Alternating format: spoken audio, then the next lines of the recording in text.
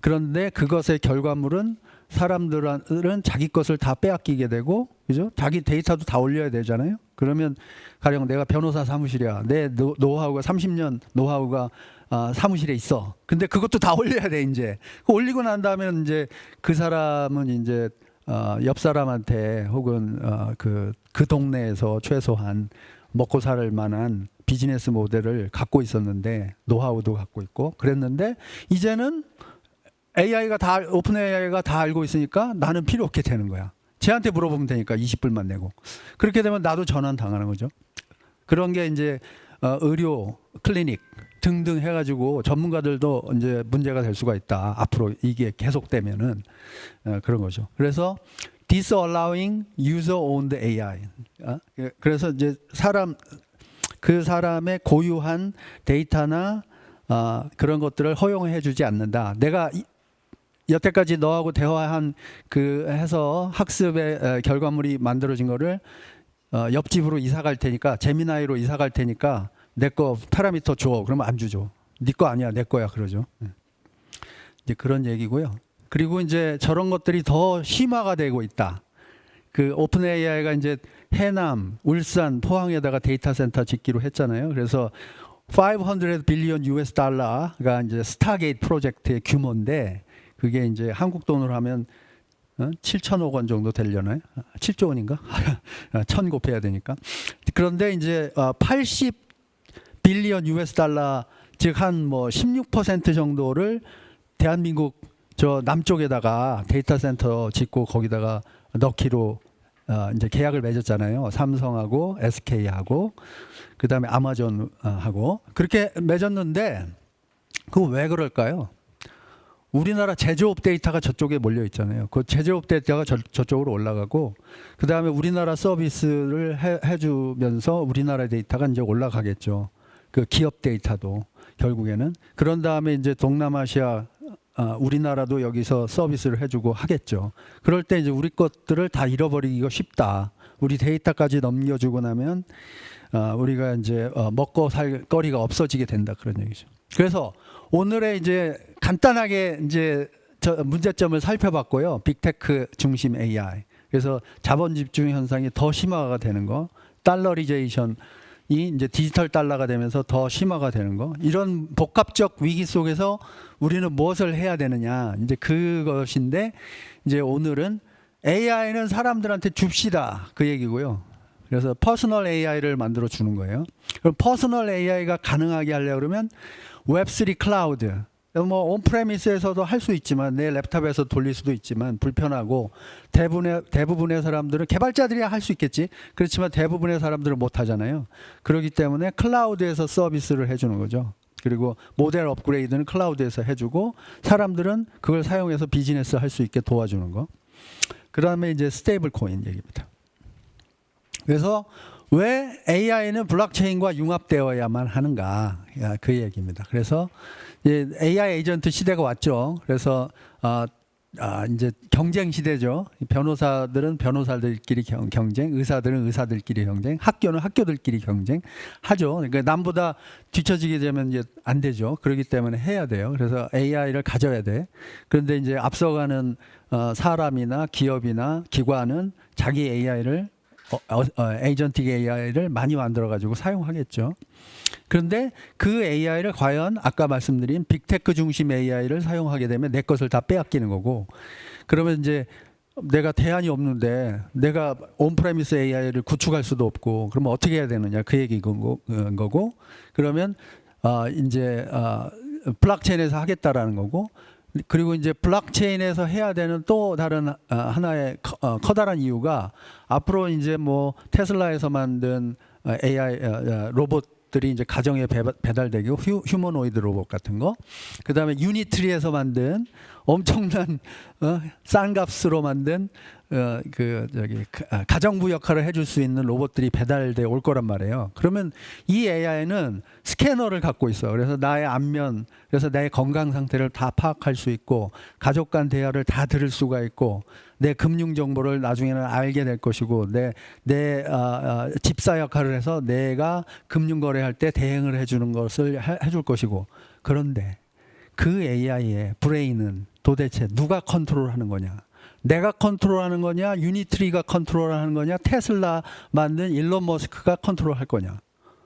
누구 거냐라는 거죠. 이 브레인이기 때문에 굉장히 중요하다는 거예요. 그 다음에 이제 자율자동차가 돌아다니는데 길거리에 돌아다녀.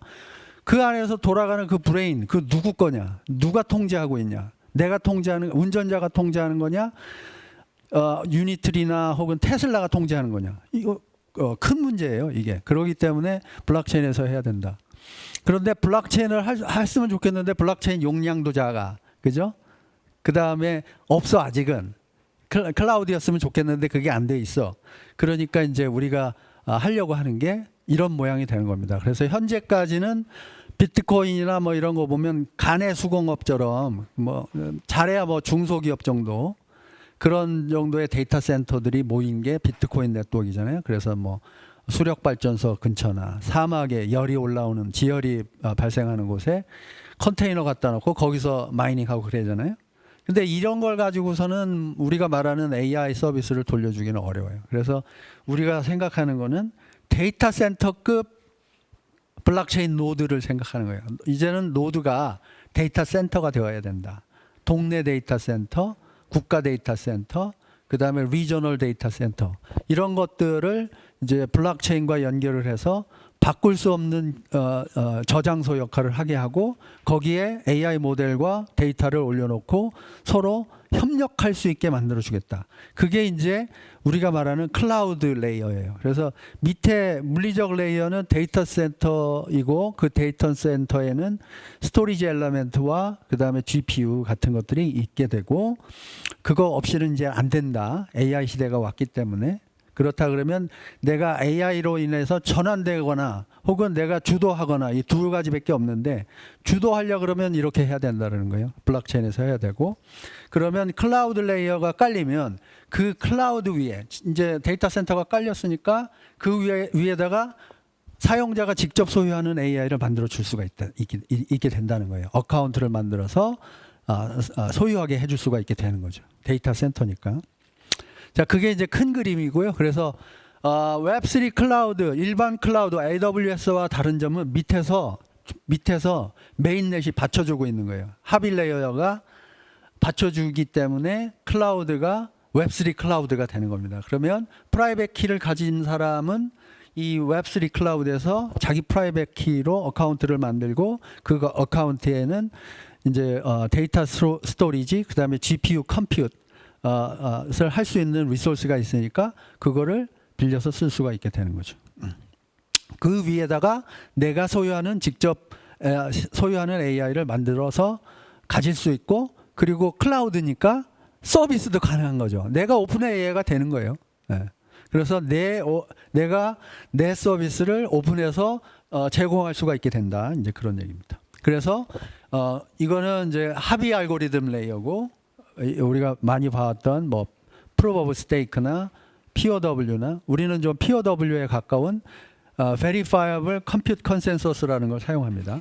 그 다음에 이제 이 My AI 네트워크화하는 프로토콜을 깔면 이제 클라우드 네이티브 컴퓨팅이 가능해지고 그 다음에 잡이 들어오면 AI 잡이나 스토리 잡 같은 것들이 들어오면 오케스트레이션을 잡을 분배해 주는 거죠.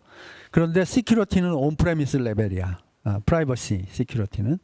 그 다음에 Verifiable AI 컴퓨팅이 가능하고 그 다음에 L2 레이어를 많이 써가지고 저장 공간, 컴퓨트 공간을 확 늘릴 수가 있게 된다. 그런 얘기입니다. 그 위에다가 이제 사람들이 직접 소유하는 AI를 깔 수가 있다. 그 얘기입니다. 그래서 웹3 클라우드 이야기를 지금부터 드리겠습니다. 웹3 클라우드 어떻게 만드는지. 그래서 우리는 이제 아까 말씀드린 대로 메인넷은 런칭을 했고요. 여기에서 이제 그 합의 알고리즘은 Verifiable Compute 알고리즘이 합의를 하는 겁니다. 그래서 Verifiable Compute이라는 것은 연산 검증 합의라는 겁니다. 연산을 했는데 연산을 한 것을 타 노드들이 verify, 즉 검증을 할 수 있기 때문에 연산을 제대로 했는지 안 했는지를 알 수가 있게 되고 제대로 했다 그러면 승인해 주는 거죠.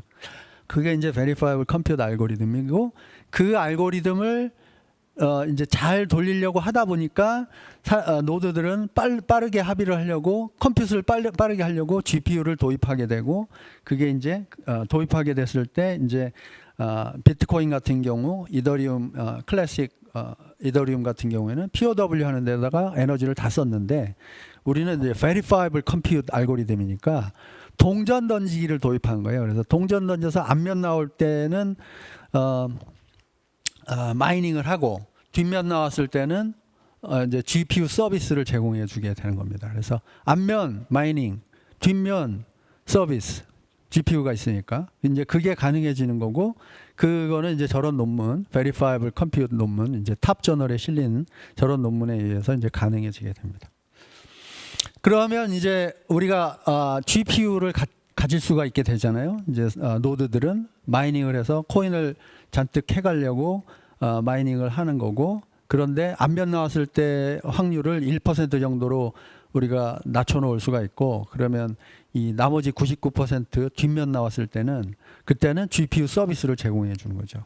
그러면 GPU 서비스를 제공해 준다라는 얘기는 그 GPU를 돌리려고 그러면 메모리도 있어야 되고 스토리지도 있어야 되기 때문에 데이터 센터를 공유해 줄 수 있게 된다는 거고, 그랬을 때는 이제 우리가 프로토콜이 데이터 센터 클라우드 만드는 거, 그래서 데이터 센터 컴퓨트 스토리지 서베일런스 오케스트레이션 서비스가 가능한 노드 프로토콜을 만드는 거고요. 그 다음에 그 위에다가 이제 퍼스널 AI 애플리케이션을 올리면 되고, 이 Manify 컨센서스, 이건 My AI 네트워크화하는 컨센서스 알고리즘.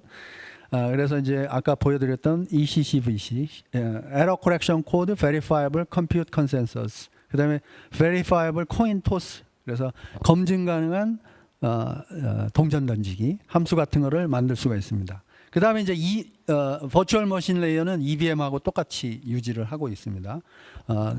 이더리움하고 호환성을 가져야 되기 때문에.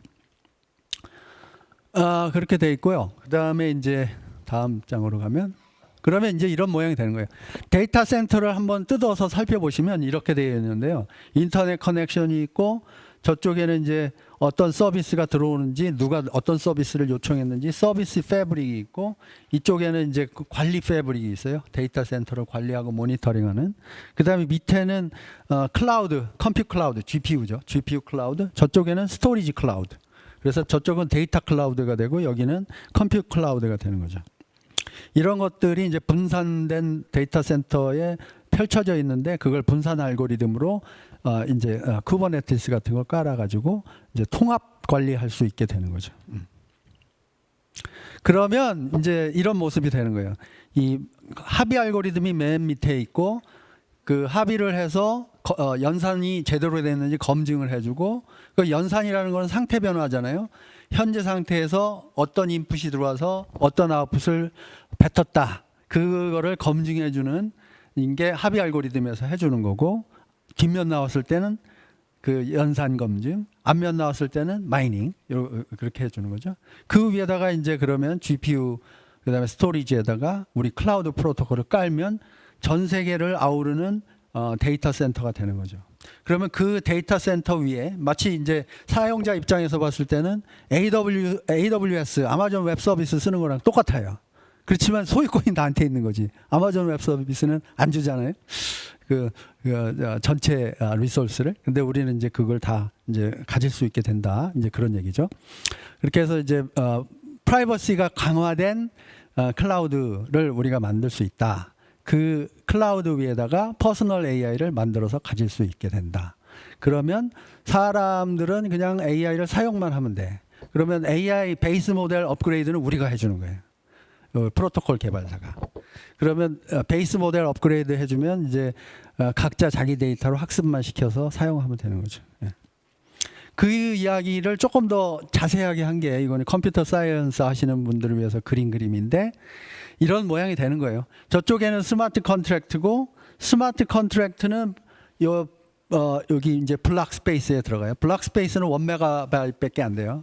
하나의 블락은 1메가바이트밖에 안 돼. 근데 그게 작으니까 익스텐디드 블락, 그 확장된 블락을 만드는 거예요. 그래서 그 블락, 확장된 블락은 클라우드에다가 만듭니다.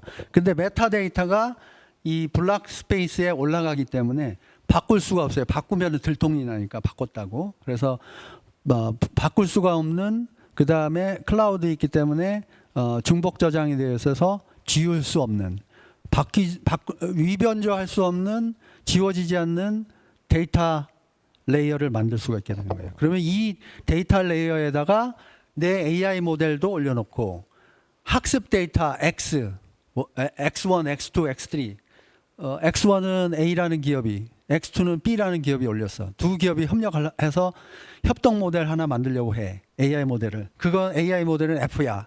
그것도 여기에 저장되어 있어.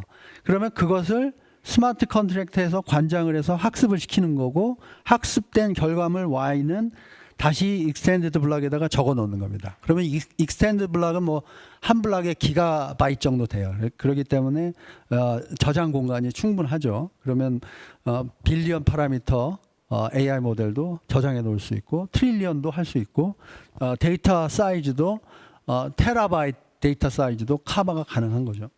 그렇게 되면은 이제 이 투명한 연산, 그래서 데이터 어베일러빌리티 레이어에서 저 스마트 컨트랙트를 보면 X라는 데이터를 DA에서 로드업 해라. 어느 URL에서 로드업 하는 거죠.